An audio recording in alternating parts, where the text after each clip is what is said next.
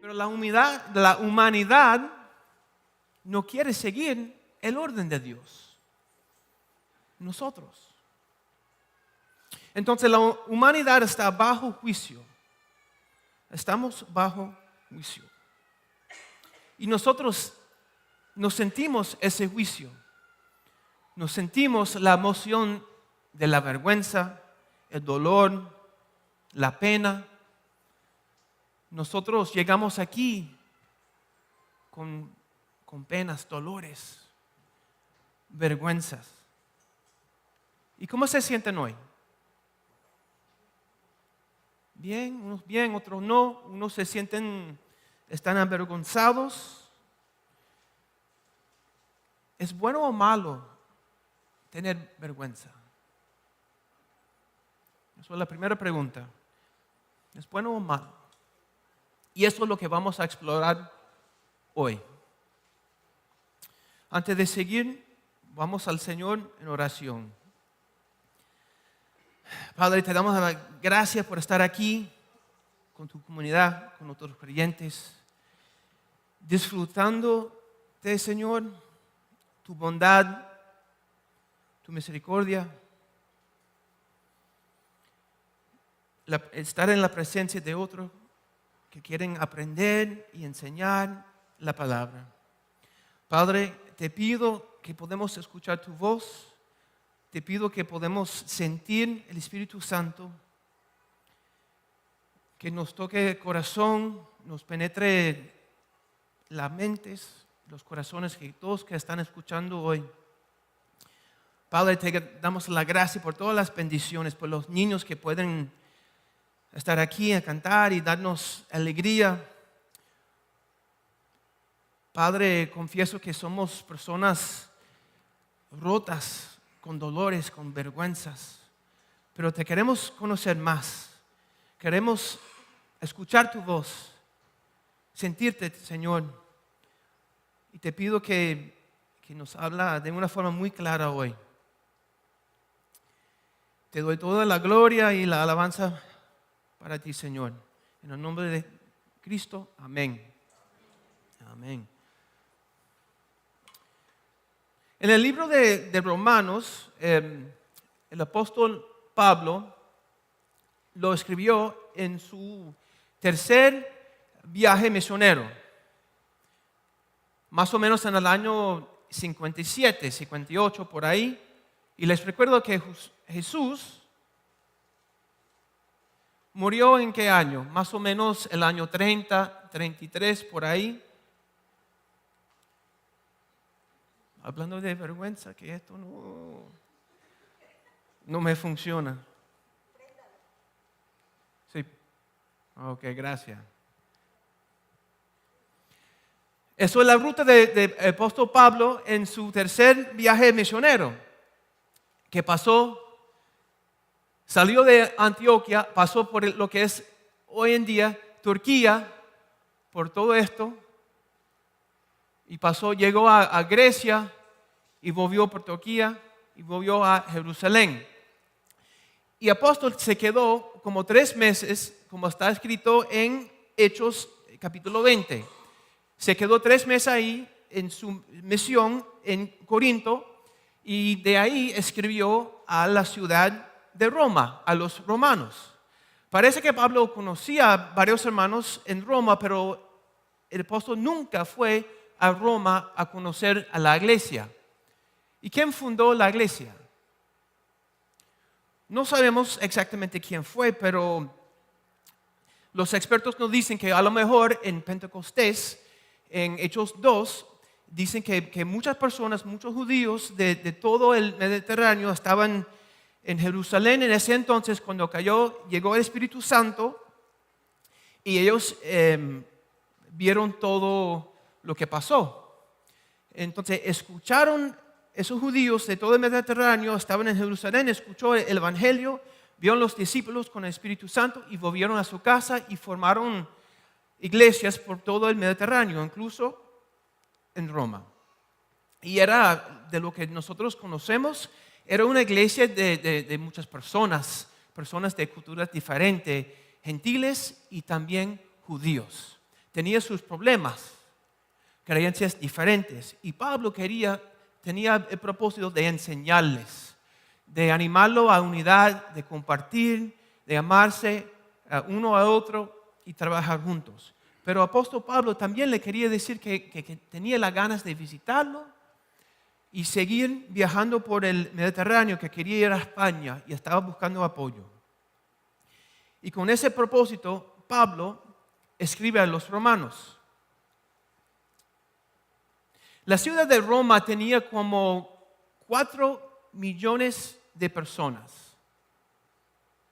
Así funcionó. Esas son las ruinas de Roma hoy en día. 4 millones de personas. Como una ciudad, yo preparando para el sermón, estaba estudiando las ciudades que tienen como 4 millones de personas. No sé, donde ustedes vienen, si hay esa cantidad de personas, como una ciudad como Houston, en Texas, o lo vi como Medellín, en la ciudad con la parte de afuera. En Ecuador tiene un poco menos, Guayaquil, que tiene casi 4 millones de personas. Y Roma era así en ese entonces. Y el libro de Romanos se trata de la salvación. Y eso fue la carta más importante para Martín Lutero en la reforma que hizo en la explicación de la teología de la salvación. Y eso cambió todo. Cuando Martín Lutero enfrentó la iglesia católica en ese entonces, fue con el libro de Romanos. Entonces, abran sus Biblias, por favor. Estamos en el capítulo 1, versículo 16. 16. Bueno, también está aquí. Pues no me avergüenzo de la buena noticia acerca de Cristo, porque es el poder de Dios en acción para salvar a los que creen, a los judíos primero y también a los gentiles. Esa buena noticia nos revela cómo Dios nos hace justos ante sus ojos, lo cual se logra de principio al fin por medio de la fe. Como dicen las Escrituras, es por medio de la fe que el justo tiene vida. Estos 2 versículos son los versículos claves del libro de Romanos. Porque lo que pasa después, por los 16 capítulos total que hay en el libro, Pablo explica en detalles cómo es la salvación. Cómo es la salvación. Y como aprendimos esta mañana con el hermano Santiago, leer la Biblia no es lo mismo de estudiar la Biblia. Entonces vamos a estudiar esos 2 versículos.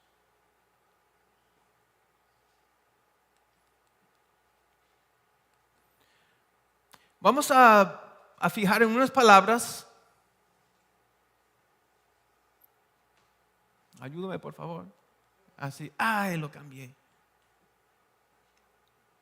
Vamos a fijar, concentrarnos en unas palabras claves en esos 2 versículos. Me avergüenzo. Están en el color amarillo. La vergüenza. Sentirse avergonzado. ¿Qué significa eso? En su mente, ¿cómo describes tú la vergüenza? Estar avergonzado. Arrepentimiento. Cuando he hecho algo indebido. Así es. Un sentimiento doloroso de humillación o angustia causado por la conciencia de un comportamiento incorrecto o tonto. También se puede decir el disgusto, humillación, como dije, pena, remordimiento, autoconciencia. La vergüenza es algo que Dios nos dio como emoción, una emoción humana, como un sensor, como un sistema de alarmas. Y les pregunto, ¿el sistema de alarmas de incendio es bueno o malo? Es bueno, porque si hay fuego o humo, nos vamos corriendo. Pero puede ser malo si hay una alarma falsa, ¿no? Falsa alarma, porque es fastidioso escuchar lo que no está funcionando. Eso también nos pasa por lo que nos cuentan el mundo. Entonces, un sensor interno que tenemos, una emoción. La emoción como un GPS, cuando estamos desviamos del camino, sentimos vergüenza, pena. ¿Y por qué experimentamos la vergüenza? ¿O cuándo? Cuando rompemos la unidad, ser discordante, antisocial, hacer las cosas fuera de orden o violar un propósito. No sé si entienden violar el propósito, pero lo explico así. ¿Es bueno o malo? ¿Cómo contamos a los niños? ¿Es bueno o malo? Bueno, mientras los niños no están, ¿es bueno o malo saltar en la cama? ¿Es bueno o malo? ¿Es correcto o incorrecto? Mejor dicho. Incorrecto. Ok. ¿Alguien cree que es correcto? ¿Y por qué no? Se puede. ¿En tu casa se puede? Ok. ¿Y por qué? Que no van a hacer daño. Los papás dicen que se van a caer y lastimarse, pero yo nunca he visto un niño así. Pero es una violación de propósito. La cama es para dormir, para descansar, para estar tranquilo, no para brincar. Es bueno para brincar, pero no tiene esa función. Si quieren brincar en la cama, ir a la casa de Steven, porque así...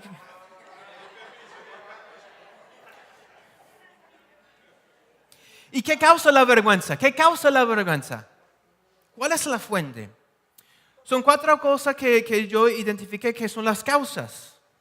Es no estar a la altura de las expectativas. Y nosotros tenemos expectativas altas, ¿no? Son 4 cosas. Expectativas de los demás. Otras personas nos ponen expectativas. ¿Ustedes han tenido o tienen padres que tienen altas expectativas?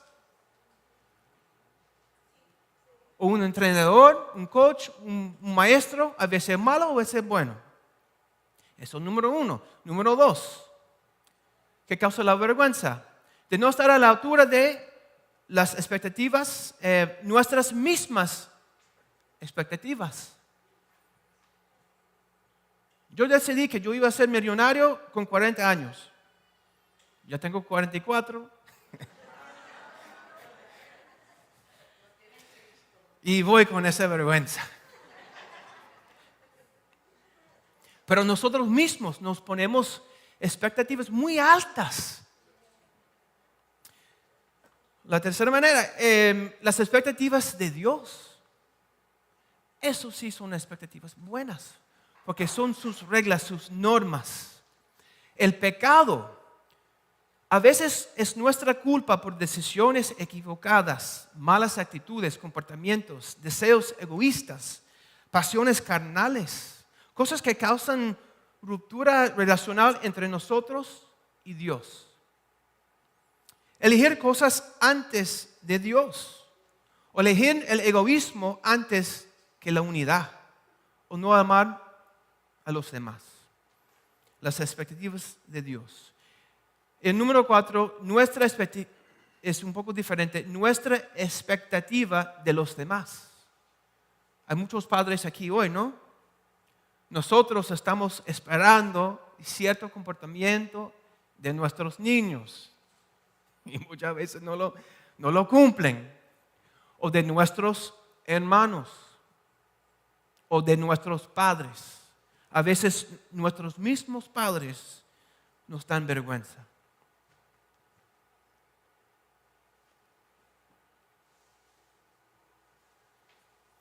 Vamos a pasar a la otra palabra. La buena noticia. La buena noticia. La buena noticia implica que estamos en cuál situación. Presupone en qué condiciones estamos viviendo. Si necesitamos buenas noticias. Estamos en malas condiciones porque estamos esperando buenas noticias. Y es así como es el mundo. cada día yo me pongo más viejo, las cosas se corrompen, las cosas oxidan. La evolución no es cierta porque el corazón humano no desarrolla, no mejora. Es una devolución. Entonces estamos esperando buenas noticias. En el tiempo de Pablo, la buena noticia no era una palabra de los cristianos, sino era una palabra secular de los romanos. La buena noticia o el evangelio era un anuncio de rey, de que venció un general, un anuncio que nació un heredero, un hijo de rey.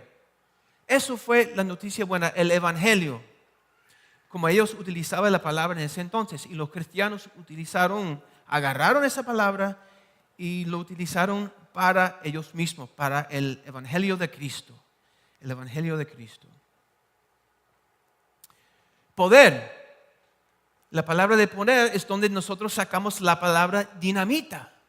Dinamita. Energía. El poder de mudar una cosa de un lado para otro, para transformar una cosa, una explosión de adentro para afuera. Poder dinámica. ¿Ustedes han visto ese poder, esa explosión en la vida de un cristiano tan fuerte? Ustedes han visto, experimentado cambios en tu vida de Dios, dinámica. Ese es el poder del evangelio. Para salvar. Si necesitamos salvación, también presupone que estamos en peligro. No hace falta que salvamos a alguien si están bien.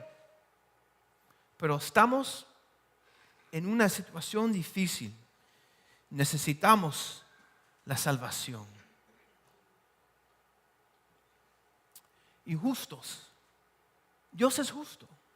Dios es justo. Es bondadoso. Es puro. Es bueno. Y no podemos estar en relación con Él. No podemos estar sin Cristo en su presencia. Es como una sala de operaciones. ¿Y cómo hacen para los médicos y las enfermeras para entrar a la sala de operaciones? Se limpian y vuelven a limpiarse. Y todo nuevo para entrar a operar. Eso es como yo imagino Dios tan justo. Y la única manera que nosotros somos justificados es a través de Cristo. El evangelio es esto. ¿Cómo explica Pablo el evangelio? Él escribe a los corintios el evangelio. Yo les transmití a ustedes lo más importante y lo que me había transmitido a mí también. Cristo murió por nuestros pecados, tal como dicen las Escrituras. Fue enterrado y al tercer día fue levantado de los muertos, tal como dicen las Escrituras. Lo vio Pedro y luego lo vieron los 12. Más tarde lo vieron más de 500 de sus seguidores a la vez, la mayoría de los cuales todavía viven, aunque algunos ya han muerto. Habían testigos. ¿Y quién nombra Pablo? ¿A Pedro? ¿Y Pedro está de acuerdo con Pablo, con el evangelio, la buena noticia? Pedro dice, el primero de Pedro 1, versículo 3 a 4, que toda la alabanza sea para Dios, el Padre de nuestro Señor Jesucristo. Es por su gran misericordia que hemos nacido de nuevo, porque Dios levantó a Jesucristo de los muertos. Ahora vivimos con gran expectación. Tenemos una herencia que no tiene precio, una herencia que está reservada en el cielo para ustedes, pura y sin mancha, que no puede cambiar ni deteriorarse. Entonces, con ese nuevo concepto de esas palabras que estudiamos, vamos a volver a leer Romanos 1, 17, 16 a 17. Pues no me avergüenzo de la buena noticia acerca de Cristo, porque es el poder, la dinamita de Dios en acción para salvarnos de nuestra situación tan mala. Para todos los que creen, a los judíos primero y también a los gentiles. Esa buena noticia nos revela cómo Dios nos hace justos, puros, ante sus ojos, lo cual se logra desde del principio al fin por medio de la fe. Como dicen las Escrituras, es por medio de la fe que el justo tiene vida. Y seguimos leyendo la carta de Romanos 18, ese versículo. Pero Dios muestra su ira desde el cielo contra todos los que son pecadores y perversos, que detienen la verdad con su perversión. Ellos conocen la verdad acerca de Dios porque Él se la ha hecho evidente. Pues desde la creación del mundo todos han visto los cielos y la tierra. Por medio de todo lo que Dios hizo, ellos pueden ver a simple vista las cualidades invisibles de Dios, su poder eterno y su naturaleza divina. Así que no tienen ninguna excusa para no conocer a Dios. ¿Ustedes están de acuerdo con eso? Que nadie tiene excusa. Nadie tiene excusa.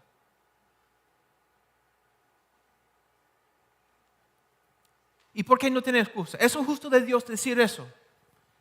Nadie tiene excusa de no reconocer a Él. ¿Y cómo se ve Dios en la creación? Escuchen lo que escribí. ¿Cómo vemos Dios en la creación? La precesión del universo. Salmos dice, los cielos declaran la gloria de Dios. Los ciclos de la vida y las planetas. El orden, la organización, la lógica, las leyes naturales, las leyes de matemática, la ley de la causa y efecto, la gravedad, la consistencia, el cuerpo humano. Ponte a pensar en el ojo. El ojo es un órgano tan complicado, tan difícil de entender cómo funciona el ojo. Y a través de los nervios y los neurones y con el cerebro podemos ver y entender cosas. Es un sistema, una complejidad difícil para mí entender. Los sistemas de órganos, el cuerpo humano, tantas cosas que tenemos en la vida, tanta precisión. Y la evolución no puede producir algo así, jamás. La evolución es algo ilógica. Entonces, vamos a volver a la pregunta. ¿Es justo que Dios nos responsabiliza reconocerle a Él? Eso es justo. No solamente tenemos el mundo, el orden, la precisión, pero también tenemos las emociones de nosotros, la vergüenza, ese sistema de sensores de alarma que nos señala que estamos desviados. Vamos a poner un ejemplo. Si vamos a inventar una regla aquí para la iglesia arbitraria y vamos a decir que, bueno, si alguien entra ahorita descalzo, que lo vamos a echar. ¿Ok? Sería justo si voy buscando a los descalzos para echarlo. Para nada. Para nada. Pero ahora, si hay un anuncio, un cartel en la puerta, en esa puerta donde algunos entran por allá, que dicen que por aquí no se puede andar descalzo. Y pasen por la puerta. Y Martín, que está sentado a la puerta, y le dicen, oye muchacho, pero no se puede andar descalzo. Pero a pesar de eso, si entran y lo echo después, sería justo. Porque ya comunicamos que no se hace eso. Eso es lo que Dios está diciendo. Que todo el mundo sabe quién es Él. Sabe su poder. nosotros todos estamos bajo juicio. Bajo juicio. Dios es justo, sí es justo. Dios no nos responsabiliza por las cosas que no sabemos. La Biblia es muy clara con eso. Pero sí, todo el mundo se ve su poder eterno y su naturaleza divina. Entonces somos responsables. Somos responsables. Seguimos leyendo. Es cierto, ellos conocieron a Dios, pero no quisieron adorarlo como Dios ni darle gracias. En cambio, comenzaron a inventar ideas necias sobre Dios. Como resultado, la mente les quedó en oscuridad y confusión. Afirmaban ser sabios, pero se convierten en completos necios. Y en lugar de adorar al Dios inmortal y glorioso, rindieron culto a ídolos que ellos mismos se hicieron con formas de simples mortales, de aves, de animales, de cuatro patas y reptiles. Vamos a pausar ahí.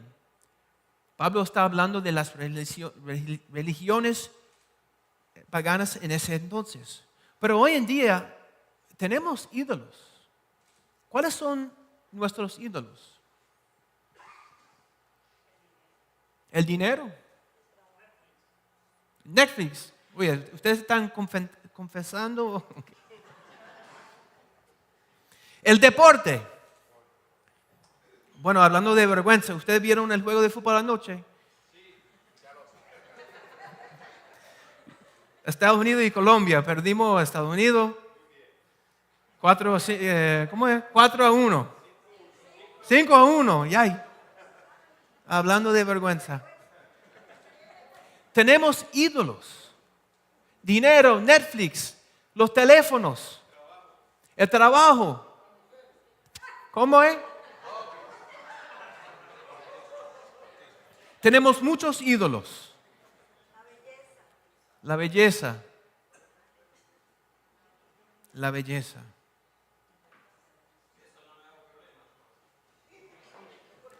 Eso sabemos, Martín.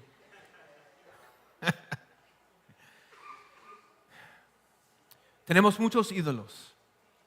Y la gente está muy confundida.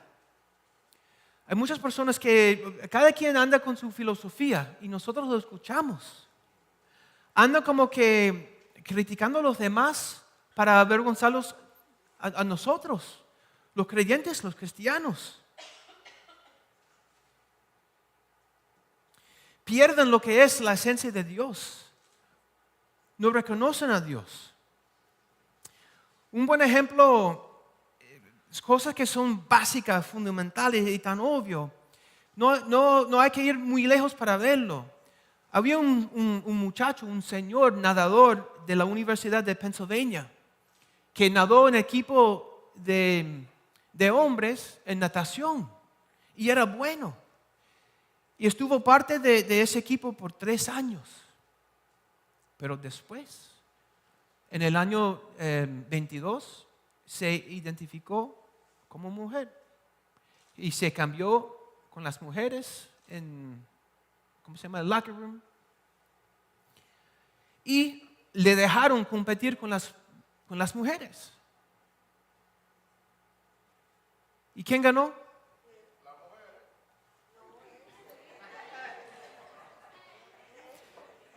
El hombre ganó a las mujeres fácilmente. Era el campeón de la nación de las mujeres.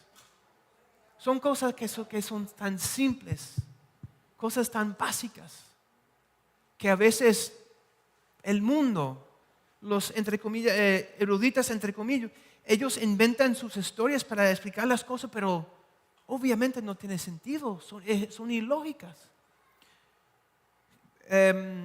Pero las universidades, se dieron cuenta el año pasado y le quitaron ese premio, le dieron a la muchacha que quedó en segundo, que era la ganadora verdadera, y reconoció a ella. Se dieron cuenta.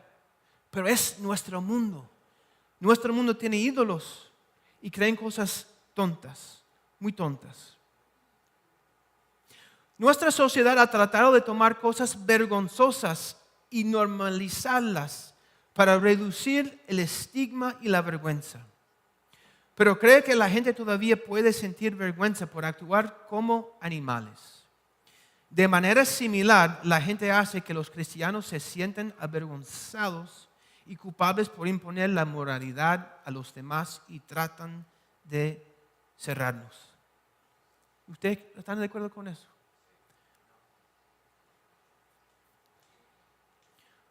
Pasan muchas cosas en el mundo. No somos parte del mundo, pero todos estamos bajo juicio. Sigo leyendo Romanos 1:24. Entonces Dios los abandonó para que hicieran todas las cosas vergonzosas que deseaban en su corazón. Como resultado, usaron sus cuerpos para hacerse cosas viles y degradantes entre sí. Cambiaron la verdad acerca de Dios para una mentira. Y así rindieron culto y sirvieron a las cosas que Dios creó, pero no al Creador mismo. ¿Quién es digno de eterna alabanza? Amén. Por esa razón Dios los abandonó a sus pasiones vergonzosas. Aún las mujeres se rebelaron contra la forma natural de tener relaciones sexuales y en cambio dieron rienda suelta al sexo unas con otras. Los hombres, por su parte, en lugar de tener relaciones sexuales normales con la mujer, ardieron con pasiones unos con otros. Los hombres hicieron cosas vergonzosas con otros hombres y, como consecuencia de ese pecado, sufrieron dentro de sí el castigo que merecían. ¿Qué sufrieron entre ellos mismos? ¿Cuál castigo? La vergüenza. La vergüenza. Todo el mundo tiene la vergüenza, de alguna forma. Ese versículo no son fáciles de hablar. Pero voy a leer esto, lo que escribí. Nuestra cultura trata la relación sexual como una transacción. Eso también es ídolo. Con el enfoque en la gratificación rápida y fácil. Pero el diseño de Dios no fue que sea transaccional, sino relacional.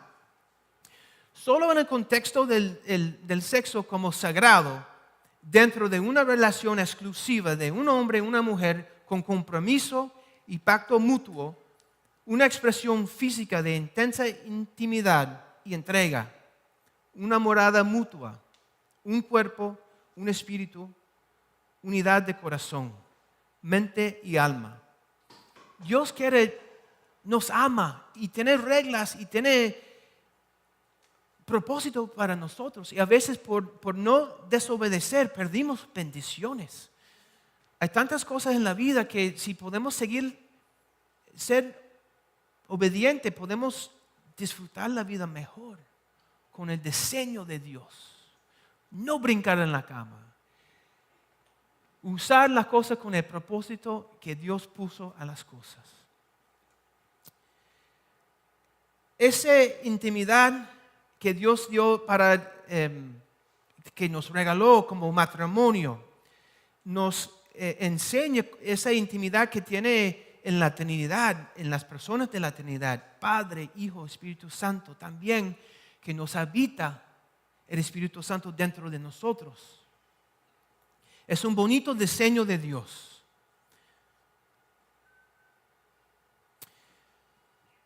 Tenemos que tener mucho cuidado, porque podemos buscar pecado, puede ser a propósito, puede ser sin culpa, pero podemos hacer algo, no cruzar la línea, pero llegar hasta la línea. Y después pasar un poquito más con el pecado. Y uno se siente la vergüenza, la pena, la culpa. Pero después, a veces, nosotros no queremos soltar ese pecado. Y pierde la sensación, la emoción de la vergüenza. ¿Y qué pasa? perdimos ese sistema, esa alarma que estamos desviados y tenemos que volver al camino del Señor. Hay que tener mucho cuidado con el pecado. ¿Sabes cuál es una de las cosas más aterradoras? Date cuenta de que has estado viviendo una doble vida de pecado durante tanto tiempo y que Dios ha dejado de restringirte. En otras palabras, te da rienda suelta. Él ha quitado su mano protectora. Ya no quiere competir contigo por el pecado en tu vida, en mi vida. Cuando nuestras pasiones nos han superado, puede pasar. Cuando pase eso, Él permite el pecado, porque hace poco hablamos del libre albedrío. Y si decidimos estar en pecado, decidimos no estar con Dios. Y eso es muy claro que Dios nos puede abandonar para nuestras pasiones. Nosotros los que somos papás sabemos eso.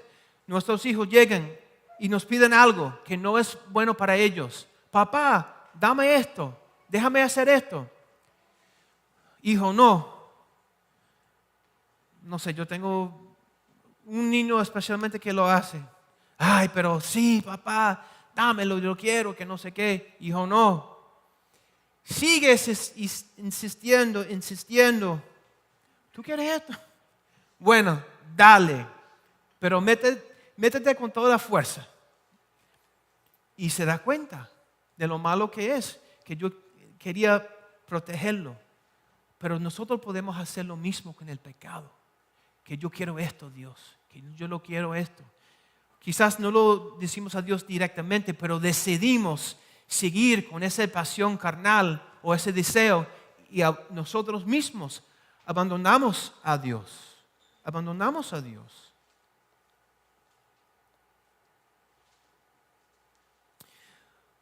Marcos 8:38 dice, si alguien se avergüenza de mí y de mi mensaje en estos días de adulterio y de pecado, el Hijo del Hombre se avergonzará de esa persona cuando regrese en la gloria de su Padre con sus santos ángeles.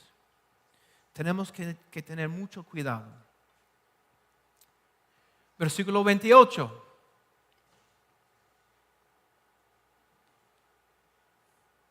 Por pensar que era una tontería reconocer a Dios, Él los abandonó a sus tontos razonamientos y dejó que hicieran cosas que jamás deberían hacerse.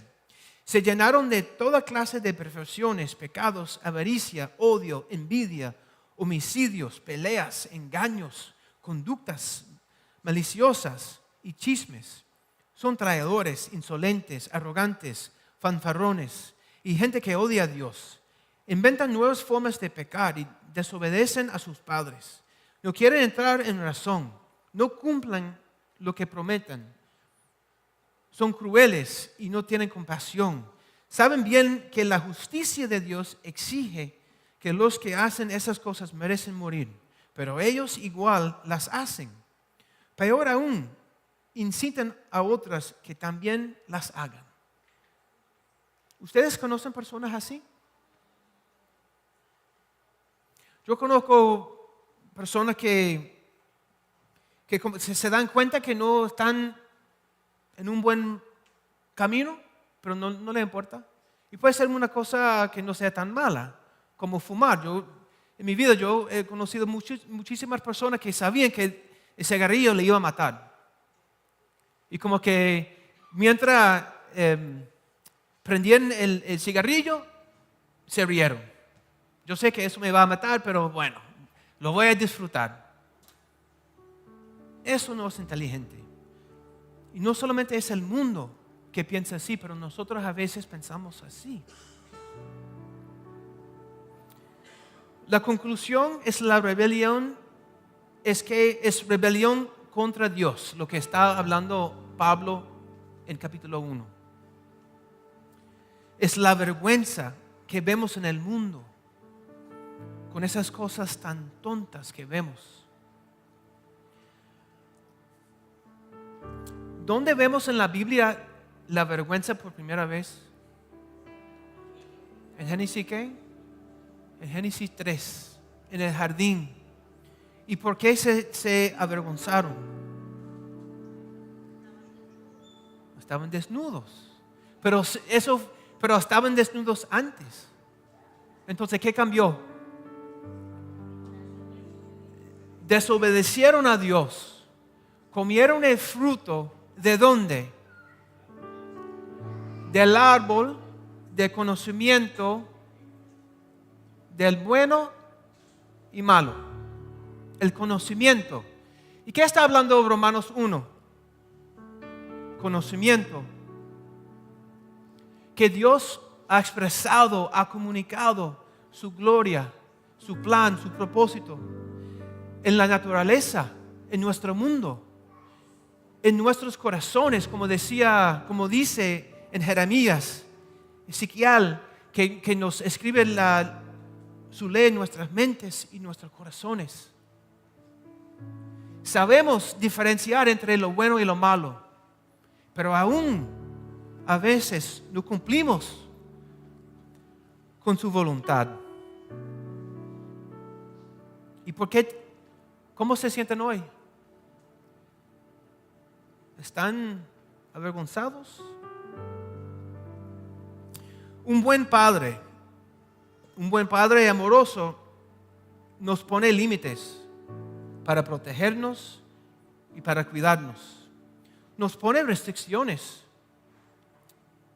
Nosotros mismos limitamos a nuestros hijos que coman saludable, que no pasen mucho tiempo en pantalla, que hacen su tarea. Dios desea lo mismo para nosotros.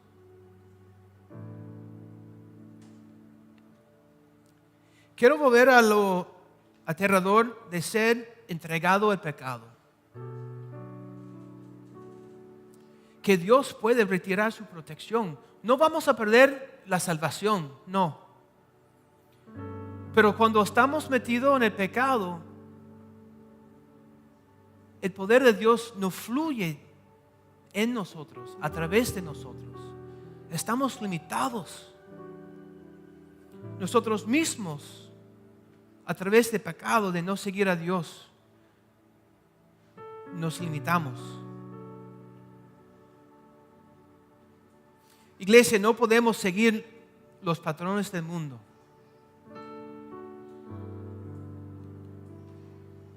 Somos llamados a ser sagrados, santos, como nuestro Señor Jesucristo. La vergüenza nos señala que somos responsables de nuestro pecado. Tenemos la conciencia de nuestro pecado. Lo sentimos. Sentimos ese peso. Sentimos la carga de pecado. Pero esa carga la puede llevar Jesús. Si le damos esa carga. Sentimos culpa, sentimos vergüenza, sentimos los efectos. La única protección contra la ira de Dios, el chaleco antibala, el paraguas, lo que nos protege es Jesús. La solución, el antídoto. Les pregunto, ya vamos terminando. ¿Estás o estamos avergonzados del Evangelio? ¿Ocultas que eres cristiano en el trabajo, en la comunidad? Quizás no quieres hablar de Dios con tu familia, con los amigos. Mantiene la boca cerrada con los familiares cuando están discutiendo cosas del mundo, la política.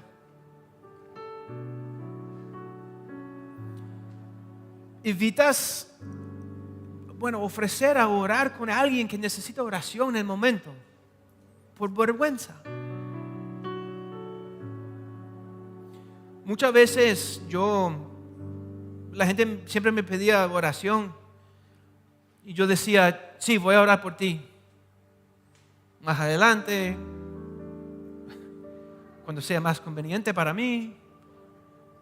Pero la verdad que en ese momento yo no me sentía adecuado o cómodo orar con una persona. Pero ya no tengo esa vergüenza. ¿Necesita oración? Oramos aquí mismo. Vamos directo al Padre ahorita. ¿Cuál es lo opuesto a la vergüenza? La paz, shalom, la paz interior, unidad relacional, armonía. Lo contrario de la vergüenza es el sentimiento de estar de buena manera orgulloso, halagado, honrado, privilegiado. ¿Y por qué? Que somos hijos del Rey de Reyes. Evocaría acciones para alabar, proclamar, compartir y alabar. Lo tengo 2 veces aquí. Alabar. Necesitamos ser audaces y amorosos y compartir el Evangelio con ellos que viven avergonzados. Vamos a darle la misma libertad que tenemos nosotros que estamos en Cristo. La forma más fácil de evangelizar y compartir la palabra de Dios es hablar con personas, preguntarles sobre su historia, de dónde vienes, qué te pasó. Preguntarles, tomar un interés en otra persona. ¿Y qué va a pasar? ¿Qué sale de su corazón cuando uno entra en esa confianza? Dolor, pena, vergüenza. Y como ya dije, hay un solo antídoto para ese dolor, que es Cristo. Y el mundo lo está buscando. Y no saben dónde está, ahí mismo enfrente. Entonces, ¿cómo nos sentimos hoy? Otra pregunta, ¿cuál es tu vergüenza? Todos tenemos algo. Todos hemos hecho errores en el pasado o vivimos con consecuencias. Pero sabemos que hay perdón. Los que estamos en Cristo, que ya sometieron la vida a Cristo, tenemos ese perdón, somos perdonados.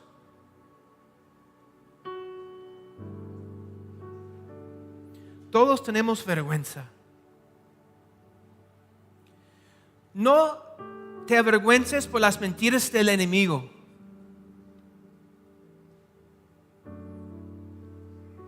No te avergüences por la injusticia de este mundo. No te avergüences por el pasado. Si eres cristiano, podemos declarar: nosotros no estamos avergonzados porque somos perdonados. Nosotros no estamos avergonzados porque somos hijos de Dios. No estamos avergonzados porque somos embajadores del Rey. No estamos avergonzados porque nos acompaña el Espíritu Santo. Nosotros no estamos avergonzados porque tenemos la verdad. Tenemos la verdad. Y lo dijo Pablo, y también esta mañana lo decimos nosotros. No me avergüenzo de la buena noticia acerca de Cristo, porque es el poder de Dios en acción para salvar a todos los que creen. Amén. Vamos a cerrar en oración. Y si tienes una petición para el Señor, si ya conoces al Señor pero tienes una vergüenza, un dolor, entrégaselo. Entrégaselo. Tenemos como tenemos amistades, como tenemos matrimonios, tenemos que mantener limpio la relación, confesarnos, quitar esas cosas que nos quedan como barrera. Y si estás aquí hoy y te sientes avergonzado por algo,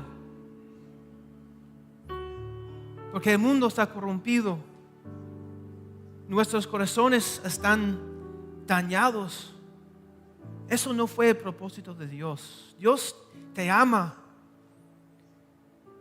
te quiere conocer de una forma más íntima. Quiere que tú entregues tu vida más y más a Él, para darte a ti una bendición de esa intimidad.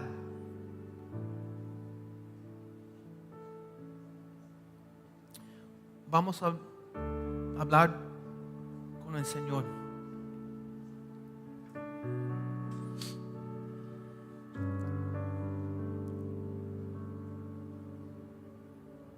Padre, sabemos que somos personas con muchos defectos, con muchos errores. Reconocemos que no vivimos a la altura de nuestras mismas expectativas, ni siquiera a tus expectativas. Hemos tratado de mejorar, de tratar mejor, de esforzarnos mejor, de levantarnos temprano, pero en nuestro mismo poder no podemos hacer nada, Señor. Padre, Jesús es el único que nos puede quitar la vergüenza, el dolor, la pena que tenemos, que nos quita, que tumbe esa barrera entre nosotros, que a través del Salvador Jesucristo somos justos, somos limpios. Padre, pido para todos nosotros que podemos mantener la relación limpia contigo, Señor.